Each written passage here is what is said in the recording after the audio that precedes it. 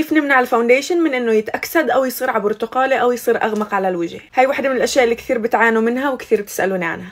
اول اشي الفاونديشن بتأكسد هو نتيجة من الزيوت تاعت الوجه، فتفاعل المواد اللي هي في الفاونديشن مع زيوت الوجه الطبيعية هو بيعمل عملية التأكسد هاي، وهيك بصير الوجه او اغمق او على برتقالي، مع انه بتكونوا حاطين الدرجة اللي هي مناسبة لبشرتكم. واحدة من الحلول هي انه لما تروحوا تشتروا فاونديشن وجه لوجه في المحل، حطوا دايما على ايدكم، استنوا لتنه ينشف، بعدها شوفوا اذا ظل نفس اللون بتشتروه، اذا تأكسد ساعتها بتاخذوا لون افتح. ثانيا حاولوا لاقوا فاونديشن اللي هو على اساس مي اكثر من انه على اساس زيت. اما اذا بدكم تشتروا اونلاين فاونديشن على اساس زيت وعارفين انه رح يتاكسد وانه بشرتكم دهنيه، خذوا دايما درجه افتح من درجتكم المعتاده. بعرف الدرجات اونلاين مش دايما تزبط، انا صار لي سنين بشتري وبعدني مش دايما بجيب الدرجه الصح. كمان وحده من الطرق انه تمنعوا هذا الاشي، تستعملوا برايمر او انه بيعمل الوجه مات، او انه برايمر فيه سيليكون. هيك الزيوت تاعت الوجه عشان توصل للفاونديشن بيكون في عندها كمان طبقه اللي توصلها، وهيك بتاكسدش بسرعه.